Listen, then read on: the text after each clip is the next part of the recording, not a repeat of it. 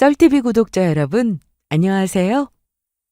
제가 여러분에게 들려드릴 사연은 제 삶에서 가장 힘들었던 시기, 그리고 그 시기를 통해 진짜 사람들의 본성이 무엇인지 깨닫게 된 이야기를 들려드리려 합니다. 정말 한편의 드라마 같은 이야기예요. 저는 얼마 전 막장 드라마의 주인공처럼 엄청난 일을 실제로 겪었어요.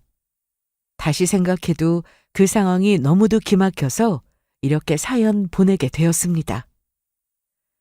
사람이 힘든 순간에 누군가에게 기대고 싶을 때가 있죠. 하지만 그 기대가 오히려 칼이 되어 돌아올 수도 있다는 걸 저는 뼈저리게 깨달았습니다. 엄마의 죽음이라는 가장 아픈 순간에 그걸 기회 삼아 자기 이득만 생각한 사람에게 큰 상처를 받고 결혼을 약속한 남자친구에게 파혼을 선언했어요. 그게 누구인지 궁금하시죠? 제게 큰 상처를 안겨준 사람은 다름 아닌 예비 시어머니였습니다. 제 사연 속에는 가족을 잃은 슬픔을 이용해 이득을 보려 한 사람이 있었고, 그 사람의 한마디 말이 인생을 어떻게 무너뜨릴 수 있는지, 그리고 그에 대한 대가는 어떤 모습으로 돌아오는지에 대한 이야기가 담겨 있어요. 예비 시어머니, 그 사람의 단 한마디로 그날 이후 저와 남자친구의 인생은 완전히 달라졌습니다. 중간에 분노 게이지가 올라가실 수 있지만 제가 겪은 믿기 힘든 이야기와 그 끝에 마주한 사이다 같은 복수의 결말까지 놓치지 마시고 끝까지 함께 해주세요. 그럼 지금부터 제 이야기를 시작하겠습니다. 우선 저와 저희 엄마에 관한 이야기를 먼저 할게요. 저는 올해 33이고 직장 생활 10년 차. 결혼을 앞둔 평범한 여성이었습니다. 저는 어릴 적 아버지를 암으로 여의고 엄마와 단둘이 살아왔어요. 저는 세상에서 엄마를 제일로 존경합니다. 왜냐하면 엄마는 참 강한 분이셨기 때문이에요. 젊은 나이에 아빠를 떠나보내고 오로지 저 하나만 생각하며 홀로 저를 키우신 분입니다. 여자 혼자서 아이를 키운다는 게 여간 쉬운 일이 아니에요. 저 하나 잘 키우겠다는 마음으로 두세 개의 아르바이트를 하면서도 제 앞에서는 항상 환하게 웃으셨습니다. 그렇게 온갖 고생을 하면서도 엄마는 늘 괜찮다고 우리 딸만 잘 되면 된다는 말을 자주 하시곤 하셨어요. 그렇게 엄마의 삶은 오로지 저로 가득했습니다. 힘들어도 힘든 줄 모르고 지쳐도 지치면 안 된다고 스스로를 채찍질하며 저를 위해 사셨어요. 하지만 저는 엄마의 그런 희생이 세상에서 가장 무거운 책임으로 느껴졌습니다. 엄마의 사랑을 감사하게 여기면서도 나 때문에 고생하는 엄마가 너무도 안쓰럽고 같은 여자로서 안타까웠어요. 엄마를 생각하면 나를 위한 삶이 아닌 엄마를 위한 삶을 살기를 바랄 뿐이었습니다. 하지만 엄마에게 전부는 오로지 저 하나였습니다. 그렇게 저는 엄마의 희생 덕에 좋은 대학에서 공부할 수 있었고 졸업 후 대기업에 입사했죠. 몇 년 후 지인의 소개로 한 사람을 만났고 연애 끝에 그 사람과 결혼을 약속하게 되었습니다. 결혼이 확정되고 나서 엄마는 정말 그 누구보다 기뻐하셨어요. 같이 드레스 투어도 다니고 신혼집 구경도 하면서 저보다도 더 결혼 준비에 설레어 하셨습니다. 한 번은 곱게 드레스 입은 제 모습을 보시더니 눈물을 글썽거리며 이렇게 말씀하셨어요. 우리 딸이 언제 이렇게 다 커서 시집갈 준비를 하나. 돈을 벌어야 한다는 생각에 바쁘고 치열하게 살다 보니 자식이 커가는 모습을 제대로 보지 못했다고. 지금 생각해보면 그 시간들이 참으로 귀하고 소중한 건데 그걸 고스란히 눈에 담지 못해서 너무도 아쉽다며 눈물을 흘리셨어요. 곱던 얼굴은 온데간데 없이 사라지고 주름진 얼굴로 눈물을 흘리는 엄마의 모습을 보면서 저 역시 눈물이 터져나왔습니다. 그리고 이렇게 말했죠. 이제 다 컸고 좋은 사람 만나서 시집가니 앞으로는 날 위한 삶이 아닌 엄마를 위한 삶을 살았으면 좋겠다고요. 그 말에 엄마는 고개를 끄덕이며 우리 딸 결혼시키면 엄마로서 해야 할 숙제는 다 끝난 거나 마찬가지니까 이제 조금은 홀가분한 마음으로 바람 부는 것도 꽃이 피고 지는 것도 다 눈에 담으며 살겠다고 하셨습니다. 그렇게 결혼을 준비하며 엄마와 저는 새로운 삶을 그리며 행복한 나날을 보냈어요. 그러던 중 엄마가 조금이라도 편하게 사는 꼴은 볼 수 없었는지 얄궂은 하늘은 엄마에게 심술을 부렸습니다. 하늘도 참 무심하죠. 고생만 하던 엄마가 이제 조금은 웃으며 마음 놓고 지낼 수 있게 됐는데 그 행복을 조금만 맛보게 하고 송두리째 빼앗아가니 말이에요. 아주 갑작스럽게 엄마가 쓰러지셨어요. 정확한 진단은 신부전. 기저질환이 있던 걸 모르고 그간 무리하며 살아온 시간들이 차곡차곡 쌓이면서 엄마를 아프게 했습니다. 결국 엄마는 끝내 눈을 뜨지 못한 채 제 품에서 조용히 세상을 떠나셨어요. 엄마가 눈을 감으시기 전에 저를 보며 슬픈 눈으로 힘겹게 하신 말씀이 있어요. 우리 딸, 엄마가 미안해. 우리 딸 시집가는 거 지켜봐줘야 하는데 아무래도 곁에 못 있어줄 것 같아.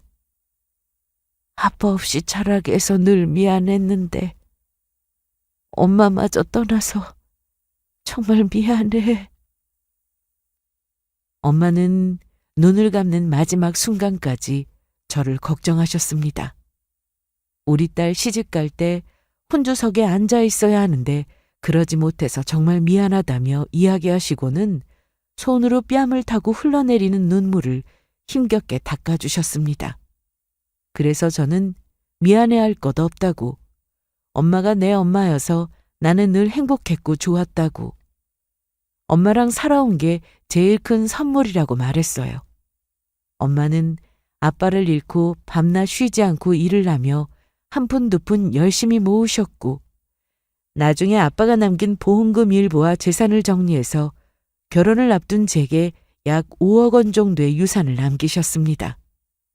엄마는 웨딩드레스를 입은 저를 보면서 또 신혼집에 인테리어 할 때 저의 새로운 앞날을 기대하셨어요.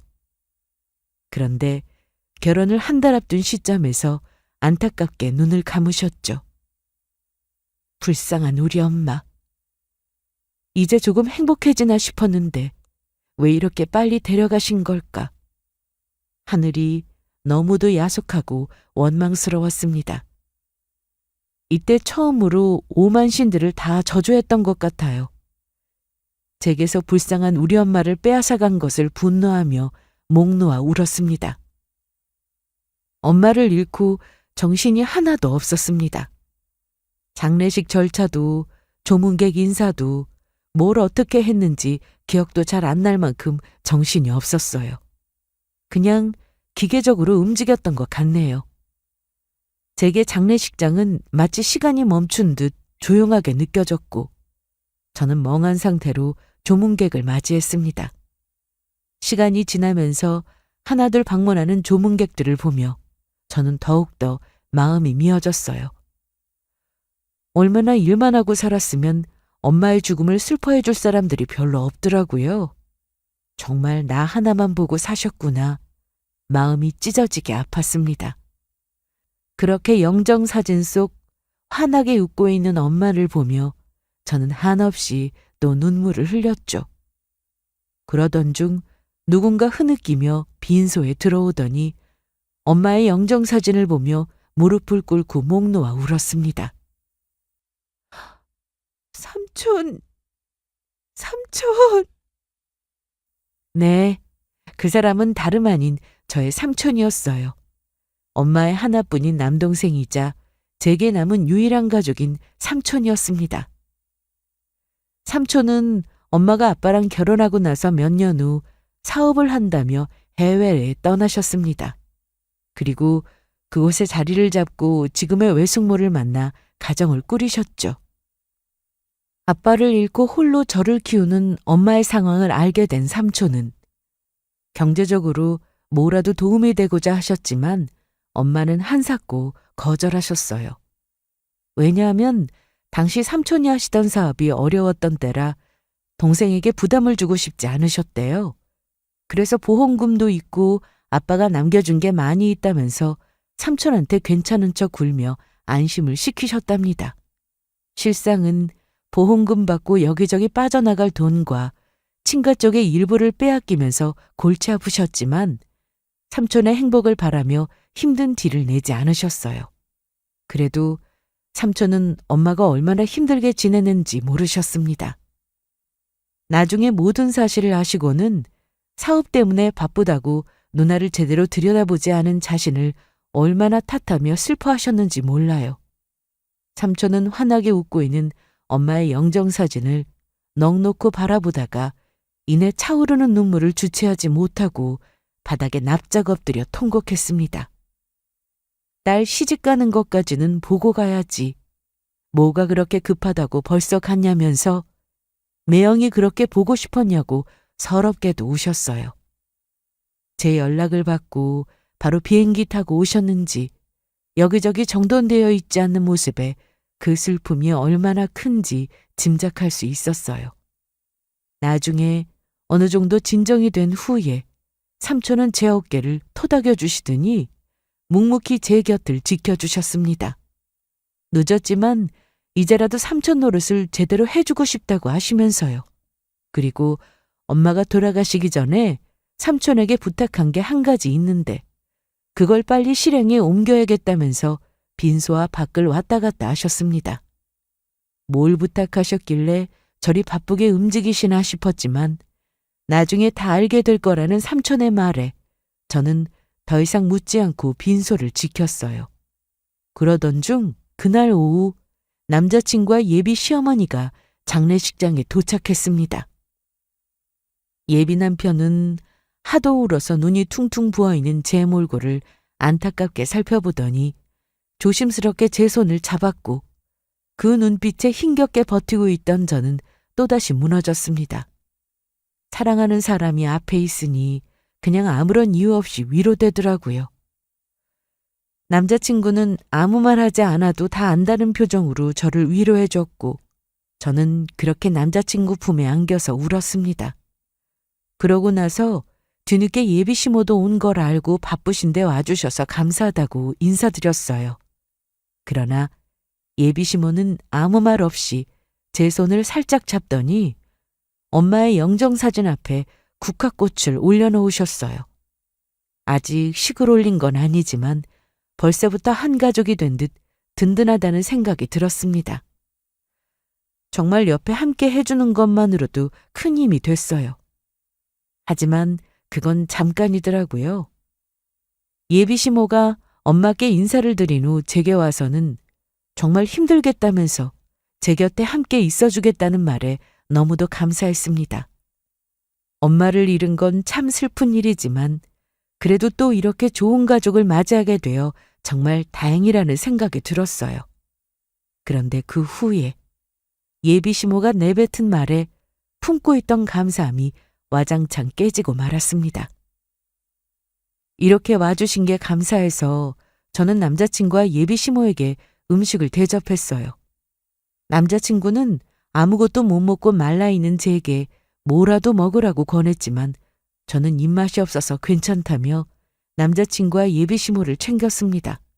그리고 남자친구가 식사하다가 잠시 화장실에 다녀오겠다며 자리를 비웠어요. 그때 조용히 식사하던 예비 시모는 갑자기 제게 웃으며 믿을 수 없는 말을 하기 시작하더군요. 저는 그 말이 너무도 경악스러워서 큰 충격을 받고 말았어요. 그래도 뭐랄까? 잘된 일 아니니? 뭐가요? 네 엄마 돌아가셨겠다. 이제 시댁만 챙기면 되잖니. 네? 아니, 너한테 식구라고는 이제 우리뿐이잖아. 넌 새 가족 얻어서 좋고 우리는 재산 물려받은 널 가족으로 얻어서 좋고 서로 이득 아니겠어? 세상에 가시면서 너한테 이렇게 큰 돈을 물려주고 갈 줄 누가 알았겠어? 물론 엄마 일은 슬픔에 많이 힘들겠지만 솔직히 우리는 나쁠 거 없어. 네 엄마 없으니까 혼수나 결혼 준비도 간단해지고 여러모로 좋은 게 많잖아. 이제 부모도 없는 고아인데 우리가 며느리로 받아주니 얼마나 다행이야. 그 말을 듣는 순간 저는 온몸이 굳어졌습니다. 엄마의 영정사진이 보이는 그 자리에서 엄마가 돌아가신 걸 잘 됐다고 말하는 사람이 있다니. 그것도 내 예비 시어머니가 그렇게 말할 수 있나? 너무도 큰 충격에 정신을 못 차릴 정도였어요. 제 표정이 확 굳어서 일그러졌음에도 불구하고 예비 시모는 아랑곳하지 않고 흡족한 미소를 지으며 식사했습니다. 어떻게 엄마를 잃은 내게 이런 말을 할 수 있을까? 그것도 소름 끼치게 웃으면서 아무렇지 않게 말할 수 있을까? 믿을 수 없는 상황에 예비 시모를 쳐다보다가 지금 무슨 말을 한 거냐고, 그게 장례식장에서 할 소리냐고 경멸스러운 눈초리로 쳐다봤습니다. 그러자 시모는 무슨 문제라도 있는 듯 본인 말이 틀렸다고 하더군요. 아니, 뭘 그렇게 심각하게 받아들이니? 내가 뭐 틀리게 말한 것도 아닌데. 왜? 너무 현실적이라 기분 나쁘다 뭐 이거야? 그래도 어쩌겠어, 사실인걸. 그러니까 엄마 죽었다고 그렇게 슬퍼할 거 없어. 사람은 언젠가 다 죽기 마련이란다. 이제 죽은 엄마는 있고 새롭게 얻은 가족에게 어떤 도움을 주면 좋을까 그 고민만 해. 믿을 수 없는 말에 손이 벌벌 떨리며 온몸에 소름이 쫙 끼쳤습니다.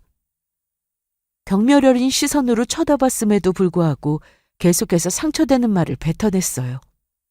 큰 상처를 받고 마음이 힘들었지만 엄마 장례식장에서 이게 무슨 짓인가 싶어 화도 났습니다. 그래서 도저히 참을 수 없어서 뭐라고 하려고 하는데 그 순간 누군가 단단히 화가 난 목소리로 예비 시모에게 소리쳤습니다. 당신 지금 뭐라고 했어? 뭐? 죽어서 좋다고? 그게 지금 장례식장에서 할 소리야? 큰 목소리에 저와 예비 시모를 포함해서 장례식장에 있던 사람들 모두 한 곳으로 시선이 몰렸습니다. 소리를 지른 사람은 다름 아닌 삼촌이었어요. 분명 남자친구랑 예비 시모가 왔을 때만 해도 삼촌은 자리에 안 계셨어요. 잠시 볼일을 보고 오겠다며 밖에 나갔습니다. 그런데 그런 삼촌이 제 뒤에서 조용히 앉아 술을 마시고 계시더라고요. 알고 보니 삼촌은 볼일을 마치고 장례식장으로 돌아왔고 제가 남자친구와 예비시모랑 이야기하는 모습을 보고 다가와서 인사를 하려고 했는데 삼촌의 지인이 조문하러 와서 접대하느라 조용히 제 뒤에 앉아서 지인분과 술을 한 잔 마시고 계셨습니다. 그러다가 남자친구가 나가고 예비시모가 제게 하는 말을 듣게 되신 거죠. 삼촌은 불같이 화를 내며 분노했습니다. 난데없이 삼촌이 막 화를 내고 사람들의 시선도 확 쏠리니까 시모는 당황스러워했어요. 그래서 잠시 주춤하다가 이내 삼촌을 향해 뭔데 소리 지르냐고, 당신이 뭔데 화를 내냐고 따졌습니다. 그러자 삼촌은 죽은 누나의 동생이라며 자신의 정체를 밝히셨어요. 삼촌? 아니, 너한테 삼촌이 있었니? 네, 있었어요. 아니, 그걸 왜 이제 말해? 남은 가족이라고는 우리뿐이라고 생각했는데? 예비 시모에게 삼촌은 내가 어렸을 때부터 쭉 해외에서 사셨고 엄마의 사망 소식을 듣고 급하게 한국으로 들어오신 거라고 설명했습니다. 그리고 삼촌이 있다는 걸 미리 말 안 한 건 나중에 결혼식 때 인사 나누면서 소개시켜드리면 되겠다 싶어서 먼저 말씀 안 드렸다고 했어요. 그런데 예비 시모의 반응이 참 이상했습니다. 이렇게 이야기하면 그런 거보다 하고 넘기면 되는데 그래도 미리 말했어야지. 그 중요한 걸 왜 이제 이야기하냐면서 막 화를 내더라고요. 그러면서 혼자 이렇게 되면 일이 틀어진다고 중얼거렸습니다. 반응이 너무도 어이없어서 뭐 때문에 그러냐고 했더니 글쎄 삼촌이 엄마 재산에 관여할까봐 그게 싫어서 그런 거라고 하더라고요. 유일한 가족이 저라고만 생각했는데 삼촌이 살아있으니까 나중에 얼마라도 떼어내려고 하지 않겠냐고 했어요. 그 말에 저는 다시 한번 화가 났습니다. 마치 조카 주머니에 들어갈 돈을 호시탐탐 노리는 야비한 삼촌으로 쳐다보더라고요. 지금 우리 삼촌을 뭐로 보고 그렇게 이야기하냐고. 누나 뜻대로 제가 다 갖게 도와주시겠지만 설마 얼마 원한다고 하더라도 그게 뭐가 문제냐고. 엄마의 동생인데 받을 권리 있는 거 아니냐고 따졌더니 사람 일이라는 게 한 치 앞을 알 수 없다. 네 앞에서는 착한 삼촌인 척 연기해도 속으로는 시커먼 생각을 품고 있을지 누가 아냐고 했습니다. 예비 시모는 그동안 제가 보지 못했던 모습을 장례식장에서 대방출했어요. 이런 사람이라는 걸 진작 알았더라면 남자친구와 결혼할 생각 같은 건 조금 더 하지 않았을 겁니다. 몇 번 만나서 식사하거나 이럴 때도 정말 따뜻하게 잘 대해주셨거든요. 말하는 거나 행동하는 게 어른답고 멋져 보여서 정말 좋으신 분이라고 생각했는데 이렇게 뒤통수 칠 줄은 전혀 예상치 못했어요. 그래서 저는 모 눈에는 뭐만 보인다고 어머니 속이 새까매서 다른 사람까지 그렇게 보는 거 아니냐고 비아냥거렸습니다. 그러자 시모는 지금 뭐라고 하는 거냐고. 이게 다 너 걱정되어서 이러는 건데 사람들 많은 데서 시어머니를 망신 주는 거냐고 소리쳤습니다. 그때였어요. 자신이 삼촌임을 밝히고 저와 시어머니가 주고받는 말을 가만히 듣고 있던 삼촌이 참지 못하고 나섰습니다. 성큼성큼 예비 시모의 앞으로 걸어가더니 그냥 시모의 뺨을 내려쳤어요. 뭐야? 당신 지금 나 때렸어? 미친 거야? 나 조카 시어머니 될 사람이야. 어디서 감히 손을 대? 삼촌의 행동에 저를 포함한 주위 사람들 모두 놀라서 그대로 굳어버렸습니다. 저는 태어나서 삼촌이 이렇게까지 화를 내는 걸 처음 봤어요. 그런데 화가 날 만도 하죠. 남자친구 없을 때 예비시모가 제게 한 말을 다 들으셨잖아요. 그땐 쓰레기 같은 말을 듣고 가만히 있을 사람이 어디 있겠어요. 삼촌의 갑작스런 행동에 놀랐지만 한편으로는 속이 시원했습니다. 하지만 예비시모는 삼촌한테 뺨을 한 대 얻어맞더니 반 미친 사람처럼 고래고래 소리 지르면서 금방이라도 달려들 기세로 화를 냈어요. 그러고는 이렇게 당하고는 못 산다면서 너도 똑같이 당해보라고 냅다 삼촌의 얼굴로 손을 뻗었습니다. 그러나 삼촌은 쉬운 상대가 아니었어요. 날아오는 예비시모의 손목을 바로 낚아채면서 매섭게 시모를 노려보며 제게 말했습니다. 이딴 집안과 결혼하고 싶냐고요. 너 결혼할 거니? 이딴 집안에 며느리로 들어가고 싶어? 그 정도로 네 남자친구 사랑하니? 남자친구를 사랑하지만 결혼 안 할 거예요. 생각이 바뀌었어요. 이런 집안이라면 저도 싫어요. 그래? 그럼 다행이구나. 나는 네가 이따위 말을 듣고도 결혼하겠다고 하면 어쩌나 걱정했어. 당장 이 결혼 파혼하고 남자친구랑 헤어져라. 삼촌이 다 알아서 할 테니까 너는 불쌍하게 죽은 네 엄마만 생각해. 그 말을 끝으로 삼촌은 예비시모의 겉옷과 가방을 챙겼습니다. 그러고는 조문객들의 신발이 쭉 늘어져 있는 곳에 휙 던져버렸어요. 그 모습에 예비시모는 지금 뭐 하는 거냐면서 길길이 날뛰었고 삼촌은 한 손으로 예비시모의 손목을 잡으며 출입구 쪽으로 질질 끌고 갔습니다. 시모는 뿌리치려고 했지만 여자가 남자의 힘을 어떻게 막을 수 있겠어요? 더군다나 삼촌은 시모의 망할 입방정으로 제대로 각성한 상태였습니다. 그러니 시모가 아무리 발버둥 쳐도 소용이 없었죠. 그렇게 질질 끌고 가더니 널브러져 있는 겉옷과 가방이 있는 쪽으로 시모를 내동댕이 쳤습니다. 시모는 바닥에 나뒹굴다가 주위에 몰려드는 사람들을 의식해서 과장되게 허리를 짚고 일어나더니 당장 경찰 부르라고 장례식장 상주가 조문객을 팬다고 가만두지 않을 거라고 막 난리쳤어요. 그때였습니다. 멀리서 남자친구의 목소리가 들렸고 급히 시모를 부축하며 무슨 일이냐고 물었어요. 엄마! 엄마 왜 그래? 무슨 일이야? 너 마침 잘 왔어. 아들, 엄마 저 삼촌이라는 사람한테 뺨 맞고 쫓겨났다? 세상에 조문하러 온 예비 사돈을 이런 식으로 막대한 게 어디 있니? 이런 경우가 어디 있냐고! 뭐? 뺨을 맞았다니 그게 무슨 소리야? 남자친구는 저를 쳐다보며 어떻게 된 상황이냐고 묻는 눈빛을 보냈습니다. 그래서 저는 방금까지 있었던 일을 다 설명해 줬어요.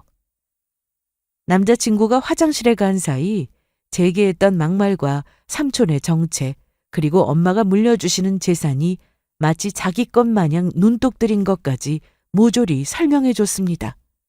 그러자 남자친구는 그게 사실이냐며 시모를 쳐다봤지만 시모는 뭐가 문제냐는 식으로 쳐다봤어요. 그러고는 다 필요 없다고, 부모 없이 고아된 게 불쌍해서 며느리이자 딸처럼 걷어주려고 했는데 감히 자신을 때렸다면서 절대로 용서할 수 없다고, 당장 경찰 부르라며 소란을 피웠습니다. 그 말에 저는 순간 걱정스러웠어요. 물론 잘못한 건 남자친구의 엄마지만 그래도 삼촌이 뺨을 때린 건 사실이니까 혹시라도 잘못해서 폭행죄로 걸고 넘어지면 어쩌나 싶더라고요. 그래서 이걸 어떻게 하나 고민하고 있는데 그런 제 표정을 남자친구의 엄마가 읽은 듯 하더니 대뜸 자신 앞에 무릎 꿇고 사과하면 신고를 안 하겠다고 했습니다. 살다 이런 대접은 처음이야. 하도 괘씸해서 확 경찰에 넘기고 싶은데 그래도 예비 며느리 될 아이의 삼촌이고 이런 날 일 크게 키워서 좋을 게 뭐 있나 싶네. 내 앞에 무릎 꿇고 잘못했다고 싹싹 빌면 없던 일로 할게. 그리고 하나 더. 네가 받는 재산 그건 내 사업에 보태. 어차피 우리 집 며느리 되면 네 돈이 우리 돈 되는 거 아니니? 그러니까 좋게 진심 어린 사과와 눈으로 합의하자고. 너도 이렇게 마무리하는 게 좋은 거 아니야? 괜히 일 크게 만들어서 죽은 네 엄마 더 슬프게 만들래? 가뜩이나 고 시집갈 딸을 두고 눈을 감았으니 얼마나 원통하시겠어. 안 그래? 예비 시모는 하다 죽은 엄마까지 걸고 넘어지면서 치사한 방법까지 썼어요. 대체 불쌍한 우리 엄마를 몇 번이나 죽이는지 모르겠네요. 처음 예비 시모가 엄마의 재산에 눈독 들이는 걸 보고 왜 저러나 싶으셨을 겁니다. 그런데 거기에는 다 이유가 있었어요. 사실 남자친구의 엄마는 삼촌처럼 사업을 하는 사람입니다. 그래서 한때는 그런 시모를 멋있게 여겼어요. 여자가 할 수 없는 일에 도전하며 멋지게 사는 모습이 참 보기 좋았거든요. 시모는 돈 욕심도 많고 사업을 성장시키고자 하는 욕구도 큰 사람이었습니다.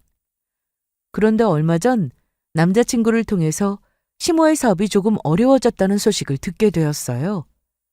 사업 때문에 뭐라도 쥐고 있으려고 제 재산을 탐내는 거였습니다.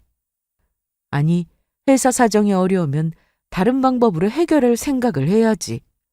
어떻게 엄마 잃고 슬픈 예비 며느리에게 그따위 막말을 짓거리면서 재산 빼앗아갈 궁리를 하고 있을까요?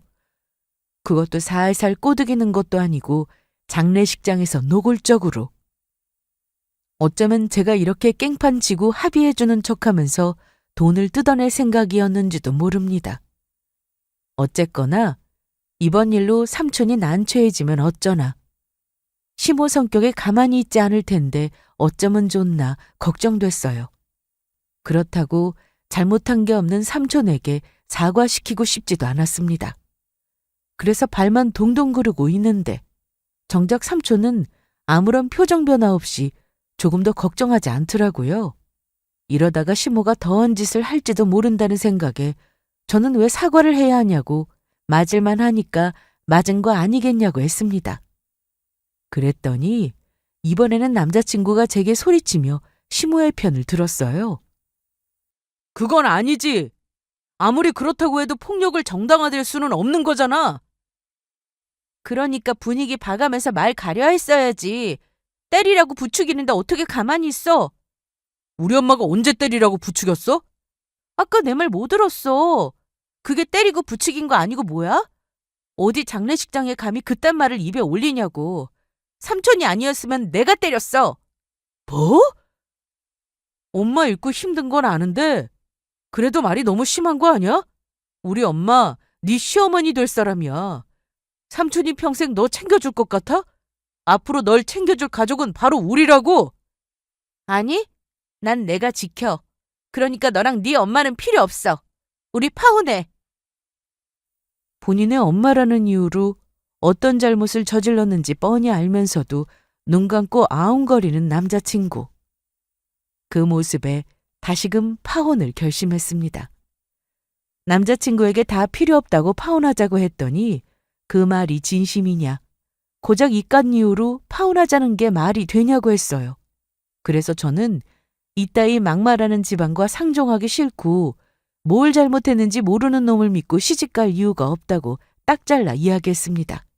그러자 시모는 됐다면서 누가 너 아니면 결혼할 여자 없냐고 불쌍해서 걷어주는 은혜도 모르고 제 잘난 맛에 기고만장하는데 합의 없이 경찰에 신고하겠다고 했어요. 그렇게 시모는 씩씩거리면서 회사를 벗어났고 남편은 저를 원망스러운 눈빛으로 살펴보더니 시모를 따라 나갔습니다. 그렇게 큰 소란이 지나가고 삼촌과 저만 덜렁 남아 힘든 시간을 보냈죠. 오랜만에 본 삼촌에게 이런 모습을 보인 게 참 부끄럽더라고요. 그래서 어떠한 말도 할 수 없었습니다. 그냥 멍하니 앉아서 시간을 보낼 뿐이었어요. 그리고 그날 밤 시모를 따라 돌아갔던 남자친구가 다시 저를 찾아왔고 정말 파혼할 거냐, 그러지 말고 본인 엄마한테 잘못했다고 사과하고 좋게 넘어가자고 설득했습니다. 정말 지긋지긋하더라고요. 아무리 본인 엄마라고 해도 어떻게 내게 이럴 수 있나. 실망감은 말할 수 없이 크게 몰려왔습니다. 시모가 내게 어떤 말을 내뱉었는지, 우리 삼촌을 어떤 사람으로 몰아갔는지 다 듣고도 어떻게 사과하라고 할 수가 있냐. 잘못을 저지른 사람은 시모인데 왜 우리가 사과해야 하냐고. 정작 중요하게 봐야 할 건 눈 감고 엄마라는 이유로 무조건 시모 편만 들지 말라고 했습니다. 나와 삼촌은 죽어도 사과할 이유 없고 만에 하나 삼촌이 사과하겠다고 하셔도 나는 못하게 뜯어 말릴 거라고 했어요. 그리고 너와 파혼도 쉽게 결정하고 한 말이니 예정대로 파혼할 거라고 했습니다. 제 말이 너무도 확고하자 남자친구는 상처받은 얼굴로 제게 그러더군요.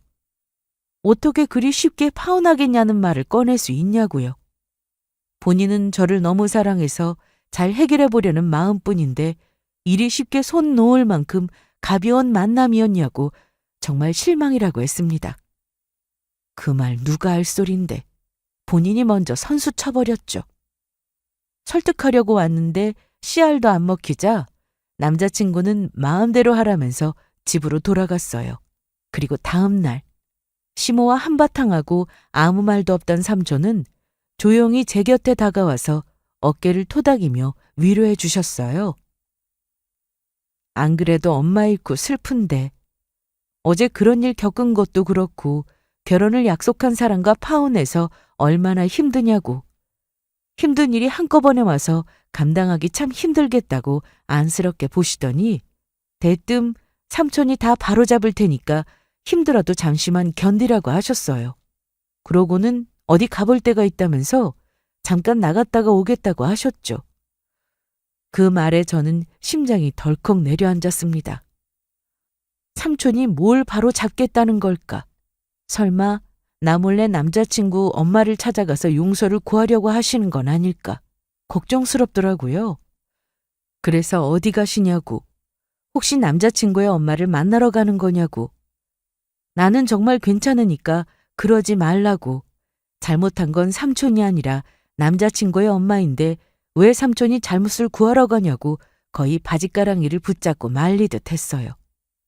삼촌은 그런 게 아니라면서 나중에 다 이야기해 주겠다고 했지만 저는 삼촌이 남자친구의 엄마를 만나러 가는 게 확실하다는 생각을 지울 수 없었습니다. 제가 힘든 만큼 삼촌도 힘들잖아요. 삼촌도 똑같이 한순간에 사랑하는 누나를 잃었으니까요. 저와 같은 슬픔을 안고 있는 삼촌에게 또 한 번 힘든 순간을 마주하게끔 두고 싶지 않았습니다. 그래서 제발 그러지 말라고 앞을 가로막고 못 가게 하는데 순간 누군가 장례식장 안으로 들어와서는 삼촌과 제 옆에 섰어요. 고개를 돌리고 쳐다보니 어제 한바탕 소란을 피우던 남자친구의 엄마였습니다. 당신이 여길 왜 와요? 다 끝난 거 아니었어요? 설마 우리 삼촌한테 사과라도 받겠다고 온 거예요? 그런 거라면 당장 나가요. 잘못한 것도 없는 삼촌이 사과를 왜 해요? 파혼 한마당에 아쉬운 것도 없고 당신한테 사과할 일 죽어도 없으니까 당장 나가라고요. 혹시라도 삼촌이 제 앞에서 무릎 꿇고 사과라도 할까봐 저는 서둘러 남자친구의 엄마를 밖으로 쫓아내려고 떠밀었어요. 그런데 그때였습니다. 남자친구의 엄마는 그런 게 아니라고 하더니 갑자기 삼촌 앞에 무릎을 꿇고 잘못했다고 사과를 하기 시작했어요. 사과를 받으러 온 줄만 알았는데 남자친구의 엄마가 손이 발이 되게 싹싹 빌면서 사과하니까 이게 무슨 상황인가 싶더라고요. 조금도 예상치 못한 상황에 저는 너무 놀라서 그냥 쳐다보고 있었어요. 그런데 남자친구의 엄마가 이상한 소리를 하더라고요. 삼촌을 보고 투자자님이라고 불렀습니다. 아이고 투자자님, 제가 잘못했습니다. 부디 너그러운 마음으로 용서해 주세요. 저희 회사 투자자님인 줄도 모르고 아주 큰 잘못을 저질렀습니다. 그게 무슨 소리예요? 투자자라뇨? 시몬은 제 말에 아랑곳하지 않고 계속해서 삼촌을 향해 머리를 조아리며 잘못했다고 싹싹 빌었어요. 왜 삼촌에게 투자자님이라고 하는지 저는 도무지 이해가 안 돼서 어떻게 된 일이냐는 표정으로 삼촌을 쳐다봤습니다. 그러자 삼촌은 제가 알지 못하는 엄청난 비밀을 이야기해 주셨어요. 사실 삼촌은 남자친구의 엄마가 무슨 사업을 하는지 회사명이 뭔지 다 알고 있으셨대요. 그래서 따로 말씀드린 적도 없는데 그걸 어떻게 알았냐고 묻자 엄마 때문에 알게 되었다고 하셨어요. 엄마가 돌아가시기 몇 주 전에 삼촌에게 전화해서 제 결혼 소식을 전하셨고 이런저런 이야기를 나누다가 예비사 부인이 하는 사업에 관하여 말씀하셨대요. 우리 딸의 시어머니가 될 사람이 하는 사업인데 괜찮은 곳이니 믿고 투자해보는 게 어떻겠냐고요. 이때 제가 흘리듯 남자친구 엄마의 사업이 어려워졌다고 이야기했었거든요. 엄마는 뭐라도 도움이 되고자 삼촌에 투자해보는 건 어떻겠냐고 제안하신 거죠. 삼촌도 해외에서 사업을 하고 있다고 말씀드렸잖아요. 삼촌도 한때 사업으로 힘든 시기를 보냈지만 잘 극복하고 회사를 잘 키워내셨습니다. 탄탄하게 자리를 잘 잡고 비전 있는 곳과 계약을 맺어 투자하기도 하셨어요. 그래서 삼촌에게 예비 사부인의 사업을 도와주고자 투자해달라고 부탁하신 겁니다. 허술하게 굴러갈 만큼 허무맹랑한 곳도 아니고 충분히 가능성이 있는 곳이니 믿고 투자해도 될 거라고 자신 있게 말씀하셨대요. 그래서 삼촌이 몇 가지 알아보셨다더군요. 정확하게 회사의 가능성을 따지고 봤을 때 엄마가 말한 것처럼 대단한 비전이 있는 곳은 아니었지만 그래도 그럭저럭 나쁘지 않게 굴러가겠다는 생각이 드셨대요. 매섭게 보면 투자할 가치는 없지만 삼촌으로서 조카에게 뭐 하나 해주고 싶은 마음이 더 컸다고 하셨어요. 매형 죽고 누나 혼자 고생하며 조카를 키운 걸 알았을 때 마음 아프고 미안했는데 겸사겸사 그 빚을 갚을 겸 시모의 사업체에 투자하기로 결심하셨다고 했습니다. 그렇게 저와 엄마를 챙겨줄 만큼 삼촌은 크게 성공했거든요. 그렇게 삼촌은 꽤 큰 돈을 남자친구의 엄마가 하는 사업에 투자하기로 약속하셨습니다. 그리고 투자자인 자신의 정체를 일절 밝히지 않으셨어요. 혹시라도 남자친구의 엄마가 알고 부담스러워하는 건 아닐까 싶어서 굳이 밝히지 않으셨다고 했죠. 그걸 몰랐던 남자친구의 엄마는 갑자기 해외 사업가가 거액의 돈을 투자한다고 하니 마냥 기뻤대요. 망할 뻔한 회사가 구사일생으로 살았구나. 하늘이 자신을 버리지 않았구나 생각하고 좋다며 넙죽 투자금을 받겠다고 했답니다. 그 정도로만 마무리되었으면 참 좋았을 텐데 큰 돈을 투자받게 됐는데도 남자친구 엄마의 욕심은 멈추지 않았어요. 쓸데없이 제게 주어질 엄마의 재산까지 욕심내고 말았죠. 어제 그 일이 있고 나서 삼촌은 이런 집에 저를 시집 보내면 안 되겠다는 생각이 드셨대요. 혹시라도 제가 결혼하겠다고 뗐으면 어쩌나, 이걸 어떻게 뜯어말려야 하나 고민스러웠는데 다행히도 저 역시 같은 생각으로 파혼하겠다고 해서 안도의 한숨을 내쉬었다고 하셨습니다. 남자친구와 그의 엄마가 돌아가고 나서 삼촌은 회사 측과 연락하여 투자하기로 한 걸 없던 일로 하셨다고 했대요. 회사 측은 갑자기 왜 투자를 처리하는 거냐고 물었고 삼촌은 그 이유를 이야기해줬다고 하더군요. 누나의 부탁도 있었고 조카를 잘 부탁한다는 마음으로 투자하려고 한 건데 이러이러한 이유로 파혼하게 되었으니 투자할 이유가 없어졌다고요. 나중에 이 사실을 알게 된 남자친구의 엄마는 발칵 뒤집어졌고 서둘러 삼촌의 마음을 돌리고자 장례식장으로 찾아왔던 겁니다. 그 사실을 알게 되니 정말 끔찍하더군요. 돈 하나로 휘둘리는 남자친구의 엄마가 정말 없어 보였습니다. 그래도 한때는 멋있게 생각되던 사람이었는데 추악한 본성과 그 끝을 마주하니 오만정이 털렸어요. 남자친구의 엄마는 계속해서 잘못했다고 용서를 구하며 삼촌의 마음을 돌리기 위해 노력했습니다. 그러나 달라지는 건 없었어요. 자신이 저지른 죄를 없던 일로 하기에는 너무 멀리 와 있었죠. 삼촌 그 누구보다 냉정하고 싸늘한 표정으로 남자친구 엄마를 똑바로 바라보며 소용없다고 돌아가라고 했습니다. 그러게 말을 가려서 했어야지. 하긴 아무리 조심한다고 해도 그 추악한 본성은 가릴 수 있었을까? 어쩌면 일찍 알게 해줘서 고맙다고 해야 할 판이네. 하마터면 내 조카가 당신의 집안에 며느리로 들어갈 뻔했으니까. 당신은 엄마를 잃고 슬퍼하는 내 조카의 마음을 짓밟고 누나의 죽음을 축하했어. 감히 그딴 짓을 한 당신을 절대로 용서할 수 없어! 삼촌의 말에 남자친구의 엄마는 죽는 소리를 내며 그 투자금이 없으면 회사가 당장 넘어갈 판이다. 이러다가 망하고 죽는다면서 제발 한 번만 살려달라고 울었습니다. 그리고 본인의 잘못을 인정하며 절실하게 후회하고 있다고 했어요. 아무리 돈에 눈이 멀었어도 그러면 안 됐는데 회사를 위해서 뭘 하면 좋을까 생각하던 중에 조금이라도 더 성공하고 싶다는 욕심에 그런 막말을 하고 말았다고 정말 죽을 죄를 지었다고 한 번만 도와주면 평생 은인으로 모시고 잘하겠다고 애원했습니다. 그런데도 삼촌이 꿈쩍도 하질 않자 급기야는 제 바짓가랑이를 부여잡고는 어제 일 정말 미안하다고 진심으로 사과한다고 용서를 구했어요. 저는 그게 더 화가 났습니다.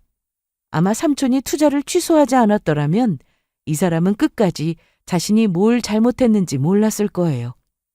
우리한테 사과할 마음은 눈꽃만큼도 없었을 거고요. 돈 때문에 이렇게 무릎 꿇고 울며 불며 용서를 구한다는 게 참 가증스럽고 하찮았습니다. 위기 한번 넘겨보려고 연기 떠는 거 누가 모를 줄 아냐고. 가증스러운 연기 집어치우고 당장 여길 나가라고 했어요. 더 이상 우리 엄마의 장례식을 어지럽게 만들면 가만두지 않을 거라고 경고했습니다. 그렇게 남자친구의 엄마는 장례식장에서 쫓겨났고 그 후 사이다 같은 결말을 맞이했어요. 남자친구의 엄마가 하던 사업은 프랜차이즈 화장품 브랜드였는데 어느 정도 인지도 있는 연예인을 모델로 세워 성장하던 중이었지만 투자금 취소로 회사가 어려워지면서 주요 가맹점들이 줄줄이 계약을 해지했고 1년 안에 파산 처리되었어요. 그 브랜드는 현재 시장에서 완전히 자취를 감췄고 본인이 뱉은 말 때문에 모든 걸 잃게 되었죠. 자신의 엄마를 돕고자 남자친구는 마지막으로 저를 설득하기도 했습니다. 그는 본인의 엄마처럼 눈물을 보이며 제게 사과했어요. 엄마가 그런 뜻으로 말한 건 아니다. 회사를 조금이라도 더 키워보겠다는 욕심에 해서는 안 될 말을 하고도 잘못된 건지 모르셨던 거다. 그만큼 회사를 중요하게 생각하신 분이다. 그러니 그 사이에서 본인이 더 잘했어야 하는데 이게 다 본인이 잘하지 못해서 일어난 일이라며 자책하기도 했습니다. 하지만 저는 눈 하나 깜짝하지 않았어요. 고작 그따위 사과로 호락호락하게 넘어갈 죄가 아니죠. 그날 너는 모든 걸 다 듣고도 네 엄마 편을 들었고 그것만으로도 남편감 자격은 박탈이라고 했습니다. 나는 엄마의 자랑이고 소중한 딸이라 너희 같은 집안에 시집 가기에는 너무도 아까운 존재라고 했어요. 엄마는 돌아가시기 전 법적으로 제게 유언을 남겨두셨습니다. 지금 생각해보면 당신이 그렇게 갑자기 죽게 될 줄 예상이라도 한 것처럼 재산 물려줄 준비를 다 해놓으셨습니다. 엄마의 유산은 총 5억이었고 유언장에는 이렇게 적혀 있었어요. 이 돈은 우리 딸이 사람답게 살기 위한 최소한의 울타리라고. 그러니 살다가 힘이 들면 언제든 엄마가 만든 울타리 속으로 들어와도 된다고요. 그 말이 마치 살아있는 목소리처럼 들렸습니다. 저는 또다시 가슴을 치며 뜨거운 눈물을 흘렸어요. 그렇게 파혼을 선언하고 식장, 웨딩홀, 신혼여행, 신혼집 전부 취소하고 남자친구와 연락을 끊었습니다. 지금 저는 엄마의 유산으로 서울 외곽에 조용한 독립서점을 열었습니다. 크지 않지만 제가 좋아하는 책과 차 그리고 고양이 2마리와 함께 하루하루를 살아가고 있어요. 얼마 전 우연히 전 남자친구와 마주친 적이 있었습니다. 한 행사장에서 그는 택배 아르바이트를 하고 있었고 저를 보고도 눈을 마주치지 못하더군요. 그 모습을 보고 저는 그제야 완전히 놓을 수 있었습니다. 여러분, 사람은 위기 앞에서 진짜 모습을 드러냅니다. 가장 아픈 순간 그걸 이용해 자기 이익을 챙기려는 사람은 결국 인생 전체를 잃게 돼 있어요. 그리고 저는 그날 장례식장에서 사람 보는 눈을 다시 갖게 됐습니다. 엄마는 떠났지만 그분이 남긴 말, 그분이 준 유산, 그 모든 것이 제게는 가장 큰 힘이 되었고 이제 저는 누군가의 딸로서가 아니라 나 자신으로 살아갑니다. 가족이란 혈연보다 마음이 먼저여야 해요. 그 사람의 죽음을 기회라 생각한 사람에게 결국 세상은 제대로 된 벌을 줬습니다. 평화로운 나날을 보내고 있지만 가끔 그날이 떠오르긴 해요. 예비 시어머니의 그 표정이요. 한번 받은 상처라 쉽사리 회복되지는 않겠지만 그래도 그 상처로 인해 저는 더 큰 어른으로 성장할 수 있었겠죠. 마지막으로 여러분은 절대 자기 자신을 희생시키며 남에게 맞추지 마세요. 가장 소중한 건 바로 나 자신입니다. 그럼 지금까지 저의 긴 사연을 들어주셔서 감사합니다.